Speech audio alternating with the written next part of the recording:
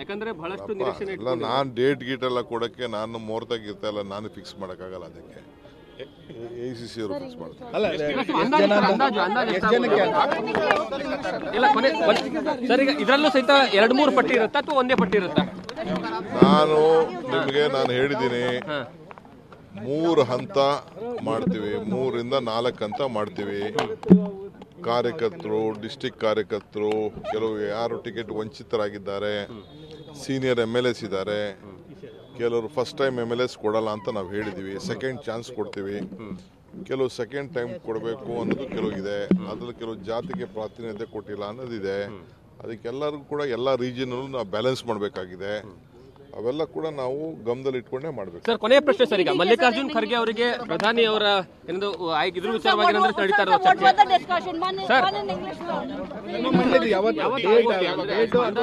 ಯಾಕಂದ್ರೆ ಬಹಳಷ್ಟು ನಿರೀಕ್ಷೆ ನಾನು ಡೇಟ್ ಗೀಟ್ ಎಲ್ಲ ಕೊಡಕ್ಕೆ ನಾನು ಮುಹೂರ್ತ ಎಲ್ಲ ನಾನು ಫಿಕ್ಸ್ ಮಾಡೋಕ್ಕಾಗಲ್ಲ. ಅದಕ್ಕೆ ACC ಅವರು ಫಿಕ್ಸ್ ಮಾಡ್ತಾರೆ. ಸರ್, ಈಗ ಇದರಲ್ಲೂ ಸಹಿತ 2-3 ಪಟ್ಟಿ ಇರುತ್ತಾ ಅಥವಾ ಒಂದೇ ಪಟ್ಟಿ ಇರುತ್ತಾ? ನಾನು ಹೇಳಿದ್ದೀನಿ 3 ಹಂತ ಮಾಡ್ತೀವಿ, 3ರಿಂದ 4 ಹಂತ ಮಾಡ್ತೀವಿ. ಕಾರ್ಯಕರ್ತರು, ಡಿಸ್ಟಿಕ್ ಕಾರ್ಯಕರ್ತರು, ಕೆಲವು ಯಾರು ಟಿಕೆಟ್ ವಂಚಿತರಾಗಿದ್ದಾರೆ, ಸೀನಿಯರ್ MLAs ಇದ್ದಾರೆ, ಕೆಲವರು ಫಸ್ಟ್ ಟೈಮ್ MLAs ಕೊಡಲ್ಲ ಅಂತ ನಾವು ಹೇಳಿದ್ದೀವಿ. ಸೆಕೆಂಡ್ ಚಾನ್ಸ್ ಕೊಡ್ತೀವಿ. ಕೆಲವು ಸೆಕೆಂಡ್ ಟೈಮ್ ಕೊಡಬೇಕು ಅನ್ನೋದು ಕೆಲವು ಇದೆ.